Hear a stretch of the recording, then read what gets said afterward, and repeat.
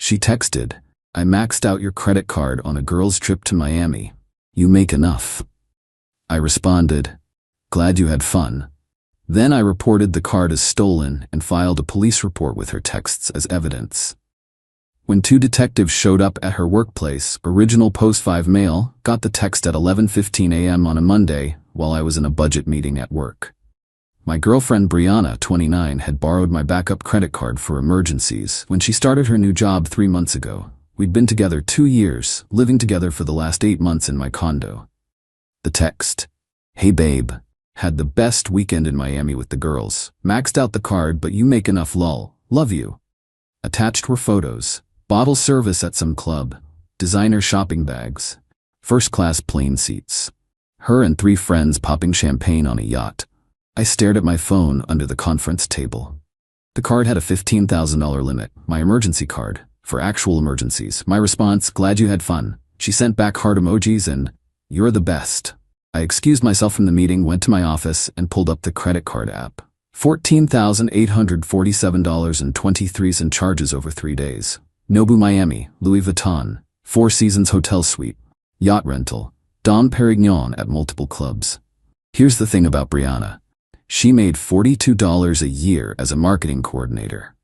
Lived paycheck to paycheck, always talking about manifesting abundance and living her best life. I made decent money as a software engineering manager, but I'm not funding anyone's Instagram fantasy. I scrolled back through our texts, found it. 3 months ago when I gave her the card. Me, "This is only for emergencies, real emergencies." Her, "Of course, baby. I would never abuse this, just for peace of mind." I took screenshots of everything. The original agreement, today's confession, the charges. Then I called the credit card company. "I need to report fraudulent charges on my card." "Sir, do you have the card in your possession?" "No. It was stolen." "We'll freeze the card immediately and send you a fraud packet." "Will you be filing a police report?"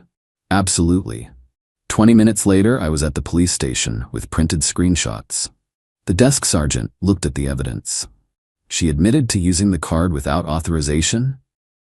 She had authorization for emergencies only. This was clearly not an emergency, and she knew the limit and deliberately maxed it out. According to her own message, yes. He shook his head. "We see this more than you'd think. The detective will want to speak with her." I filled out the report. Fraud over $10,000 is a felony in my state. Went back to work. Turned off my phone. Had 3 more meetings. Acted completely normal. Got home around 6 p.m. Brianna was on the couch, wearing new designer sunglasses, scrolling through her phone. "Hey babe, you're late. I ordered Thai food with my card since yours isn't working for some reason." "Must be a glitch," I said. She chattered about Miami while we ate, the incredible networking opportunities, and how investing in experiences was so important. I nodded along. That night, she tried to get intimate. I claimed I was tired from work, slept on my side of the bed, mentally calculating how to protect my assets. Tuesday morning, left for work early. She was still asleep, probably exhausted from her investment in experiences. Update 1, 3 days later. The detectives moved faster than I expected. Thursday, 2 p.m., my phone exploded. 63 missed calls from Brianna. Texts ranging from, "What the hell? The police are here at my work. Are you serious right now? This has to be a mistake. Call me back now. I'm being arrested. This is insane over a little shopping." Then nothing for 2 hours. Then a call from an unknown number. "Is this Mr. Me?" "Yes. This is Monica, Brianna's friend. She's been arrested for credit card fraud. She said you need to drop the charges immediately." I didn't press charges. I reported fraud. The state pressed charges. Over a credit card you gave her? Are you insane? I gave her a card for emergencies. She spent $15,000 on bottle service and designer bags. She's your girlfriend. Was. Past tense. You're seriously gonna ruin her life over money? You make 6 figures. And she makes $42,000 but spent $15,000 in a weekend. That's called theft. Monica went on a rant about how I was controlling, abusive, petty, and would die alone. I hung up. The calls started flooding in. Her mom, Deborah, her sister Alexis, friends I'd never even met, all with the same script. How could I do this? It's just money. I'm ruining her life. I need to fix this. My response to everyone: she stole $15,000 and admitted it in writing. This is a legal matter now. Got home to find Brianna's stuff still there but her car gone. She'd been released on her own recognizance but hadn't come home. That evening, Alexis showed up at my door with 2 guy friends, big dudes, trying to look intimidating. "We need to talk," she said. "No, we don't. You're trespassing. Leave now or I call the police." One of the guys stepped forward. "Just hear her out, man." I held up my phone, already recording. "I have cameras all over this building. You're on them right now. Leave, now." They exchanged looks and left, but not before Alexis said, "You have no idea who you're messing with." I deadbolted the door and called my lawyer buddy Tom. "I need a restraining order and an eviction notice drafted." "What's the lease situation?" "She's not on it. Month-to-month tenant at best. I'll have both ready tomorrow." That night I installed an extra door camera and changed my door code, moved her stuff into boxes in the living room, found a notebook while packing. She'd written manifestation goals on the cover. Inside, vacation to Miami, check. Get Brandon to pay off my student loans. My name is Brandon. Move into a luxury apartment. Convince B to propose by end of year. I photographed every page. Update 2, 1 week later. Brianna tried the emotional manipulation route hard. She showed up Sunday morning looking deliberately disheveled. No makeup, messy hair, sweatpants, crying before I even opened the door. "Please, Brandon, please, I'm sorry, I got carried away. I'll pay it all back." "How? You make $42 a year and have $30 in student loans. I'll get a second job. I'll sell my stuff. Please don't let them prosecute me. I could go to prison over a mistake." Stealing $15,000 isn't a mistake, it's a crime. "I didn't steal it. You gave me the card. For emergencies. You knew that. You admitted knowing that in your text." She switched tactics. "I've been so depressed. The pressure from social media. Everyone's living these amazing lives and I just wanted to feel special for once. I think I need therapy, not jail." "You can get therapy. Jail has counselors. How can you be so cold? We lived together. We talked about marriage." "You talked about marriage. Specifically, about me proposing by year's end according to your manifestation journal." Her face went white. "You went through my stuff?" "While packing it. It's in boxes by the door. You have 72 hours to get it per the eviction notice." She lost it. Full screaming meltdown on my doorstep. "You're a monster, a petty, vindictive monster. I hope you die alone. No woman will ever love you." The neighbors came out. I stayed calm, recording everything on my phone. "Brianna, you need to leave. The restraining order paperwork is filed. If you don't leave, I'll call the police." "Call them. Tell them how you're ruining my life over nothing." Mrs. Patterson from next door piped up. "Honey, you just admitted to stealing his credit card on his doorstep camera. You should probably stop talking." Brianna spun around. "Mind your own business, you old bat." "Old bat who used to be a prosecutor," Mrs. Patterson said cheerfully. $15,000 in credit card fraud? That's prison time, sweetheart." Brianna ran to her car and peeled out. Monday brought the escalation. Her mom, Deborah, called my office. Got through to my boss by claiming to be a client. "Your employee Brandon is destroying my daughter's life. He's vindictive and abusive." My boss called me in. I showed him the police report and texts. "Jesus, 15 grand in Miami? Is she insane?" "Apparently." "Take the day if you need to deal with this." "I'm good. Work keeps my mind off it." But Deborah wasn't done. She posted on the company's Facebook page, Google reviews everywhere. "Brandon last name is an abuser who preys on young women." HR had to get involved. I provided all documentation. They sent Deborah a cease and desist. Tuesday, Brianna's lawyer contacted me. Not a criminal lawyer, some personal injury ambulance chaser she found. "My client is willing to settle this matter civilly. She'll agree to pay back $5,000 over 2 years if you drop the criminal charges." I can't drop charges I didn't file. The state filed them based on her written confession. "You reported it because she stole $15,000. She's facing 5 to 10 years in prison." Should have thought about that before the yacht rental. "You're being unreasonable. She's young. She made a mistake. She's 29, not 19. And it wasn't a mistake. It was deliberate theft." He tried several more angles. I hung up. Wednesday, the real entertainment started. Brianna went on social media with her version of events.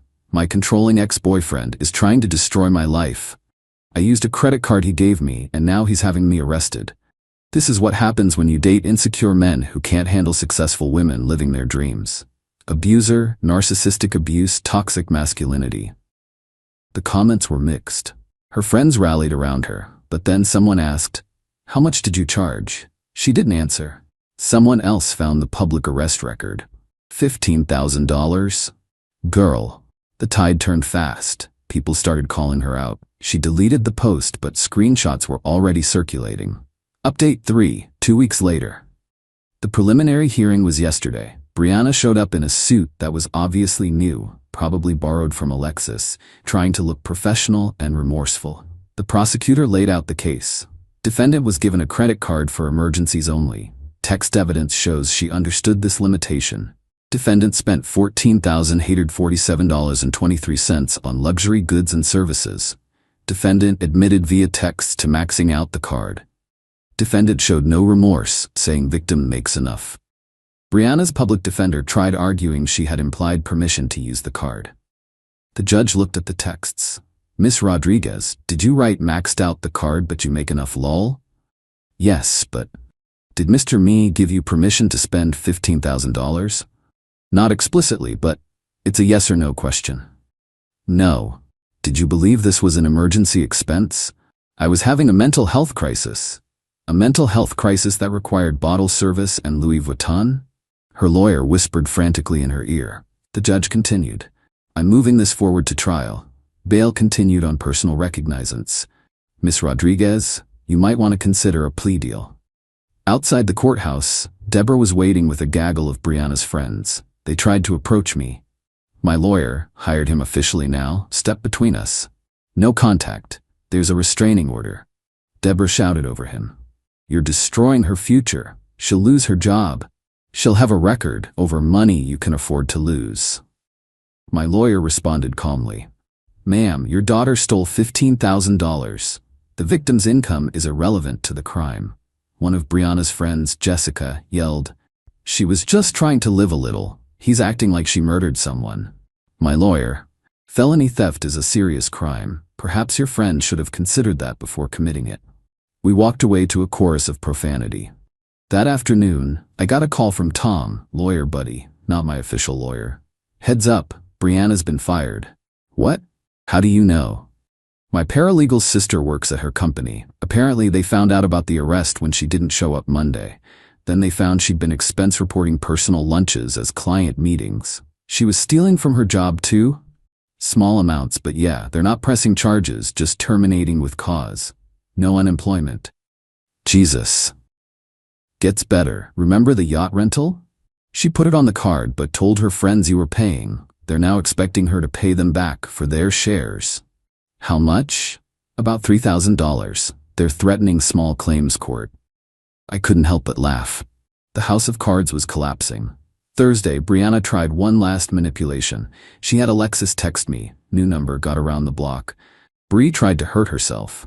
She's in the hospital. This is on you." I didn't respond, but I did call the hospital. No patient by her name. Called the local PD for a wellness check at Alexis's apartment. Officer called me back. "She's fine. Watching Netflix." Seemed confused about why we were there. I forwarded that information to my lawyer to add to the harassment documentation. Update 4, 1 month later. The plea deal negotiations were something. Brianna's public defender reached out to the prosecutor. She was willing to plead to a misdemeanor with community service. Prosecutor laughed. Counteroffer. Plead guilty to felony theft, 2 years probation, full restitution, 200 hours community service. She refused. Wanted to go to trial. Her lawyer tried to talk sense into her. Meanwhile, the civil lawsuit from the credit card company hit. They wanted their $14,847.23 back, plus interest, plus legal fees.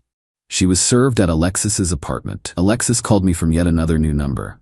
"You need to stop this. Bree can't handle it. She's talking about leaving the country." That would violate her bail conditions.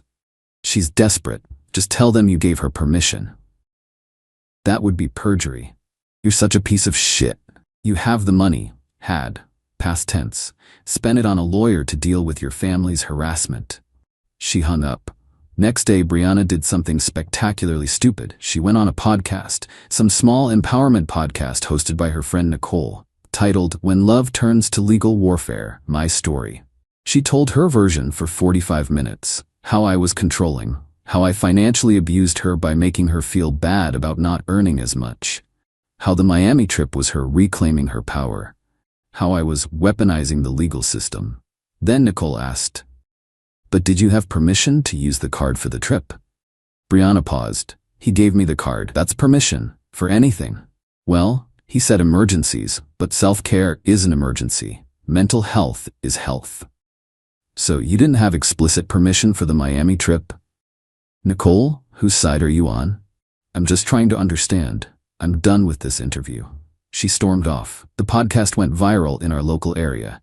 The prosecutor added it to evidence. Her public defender dropped her, said she was actively harming her own defense. She had to get another one. The Instagram influencer lifestyle she was trying to portray crumbled fast. The friends from Miami distanced themselves.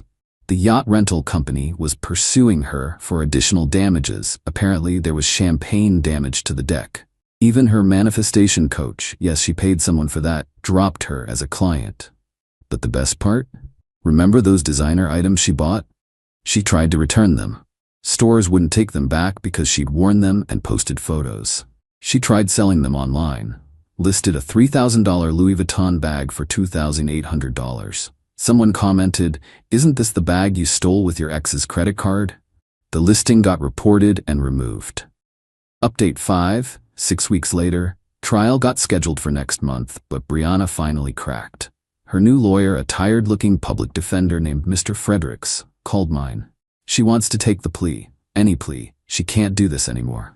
The final deal, guilty plea to felony theft, 3 years probation, $14,847.23 restitution to the credit card company, 300 hours community service, felony reduced to misdemeanor after successful completion of probation.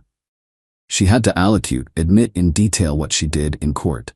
Standing there in front of the judge, her family, and a half-full courtroom, she had to say, "I used a credit card that wasn't mine to make unauthorized purchases totaling $14,847.23. I knew I didn't have permission for these purchases. I did it anyway." The judge asked, "Do you understand you're pleading guilty to a felony?" "Yes." "Do you understand this will be on your record?" "Yes." "Do you understand you'll have to pay full restitution?" Her voice cracked. "Yes." The gavel came down. Convicted felon. Outside the courthouse, Deborah tried one more time. "I hope you're happy. You destroyed her life." "No, ma'am. She destroyed her own life. I just refused to let her destroy mine too." Brianna wouldn't even look at me. She was already on her phone, probably trying to figure out how to spin this for social media. The aftermath was swift. She couldn't get a job anywhere that ran background checks. Had to move back in with Deborah, set up a payment plan for restitution. Anthony, $200 a month for roughly 6 years. Started her community service at a local food bank. The friends from Miami sued her in small claims court and won. Another $3K she owed. The yacht rental company got a judgment against her for $5 in damages. Her Instagram went from 10K followers to 2K. Then she made it private, then deleted it entirely. Final update, 3 months later. I thought I was done updating, but the final chapter is too perfect not to share. Last week, I got a notification that someone tried to use my information to open a new credit card. Yeah, she tried it again. This time she apparently had gotten hold of an old pay stub from when we lived together and tried to use my SSN and income info to apply for a card in my name. The application was flagged because I'd frozen my credit after the initial incident. The credit card company called me to verify. I went straight to the police. Again, this violated her probation. Big time. Yesterday was her probation violation hearing. She tried to claim it was a misunderstanding, that she thought she was applying for her own card and accidentally used my information. The judge pulled up the application. She'd put her name as an authorized user on an account in my name. "Miss Rodriguez, you're asking this court to believe that you accidentally memorized your ex-boyfriend's social security number and accidentally entered his annual income instead of yours?" I was confused. Confused? You listed his employer, his exact salary, his birth date. Her lawyer just shook his head. The judge revoked her probation, sentenced her to 18 months in minimum security prison. She'll serve probably 8 to 12 with good behavior. Deborah screamed. Alexis cried. Brianna fainted. Actually fainted. As court officers helped her up to take her into custody, she looked at me with pure hatred. You destroyed my life over money. The judge interjected. No, Miss Rodriguez, you destroyed your life over money. Money that wasn't yours. She was led away in handcuffs. Deborah followed me to the parking lot, keeping her legal distance but screaming. She made one mistake. 2 mistakes, I corrected. She tried to steal from me twice. 15,000 is nothing to you. It's not about the amount, it's about the principle. You have no principles, you're vindictive. I'm vindictive. Your daughter stole from me, got caught, faced consequences, and then tried to steal from me again. But I'm the bad guy? She had no response to that. Just stood there, crying and shaking. I got in my car and drove away. Felt nothing but relief. Tom called me later that evening. You know Alexis posted about you again? Don't care. She's calling you a class traitor for sending Brianna to prison. Class traitor? Her family has more money than mine. They just refuse to pay for Brianna's BS. Yeah, apparently Deborah has a healthy retirement fund, but wouldn't cover the restitution because Brianna needs to learn. Learn in prison, I guess. The truth is, I could have absorbed the 15K loss. It would have hurt, but I could have managed. But that was never the point. The point was that she felt entitled to steal from me because I made enough. She believed my success meant she could treat me like an ATM. And when caught, instead of showing remorse, she tried to manipulate, threaten, and harass me into compliance. Then she tried to steal from me again. My new girlfriend, yes, already, met her at a cybersecurity conference, asked if I felt guilty about Brianna going to prison. No, I feel guilty. It took me 2 years to see who she really was. Would you do anything differently? Yeah. I'd have never given her the credit card in the first place. We're taking a trip to Costa Rica next month. Separate credit cards, separate rooms until we get more serious. Clear boundaries from day one. Brianna's friends still occasionally try to contact me through fake profiles. The messages range from calling me heartless to begging me to help with her commissary fund. I block them all. The credit card company sent me a letter. They're pursuing the criminal restitution through the court. I'll probably never see that money again, but that's fine. The 15K was worth the education.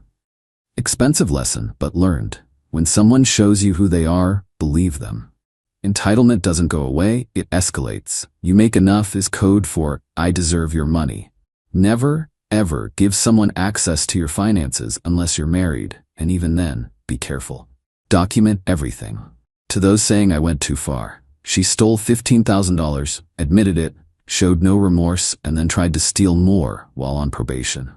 I didn't go far. The law did exactly what it's supposed to do. Brianna, if you're reading this from your minimum security cell, that manifestation journal you kept, you manifested this. Congratulations.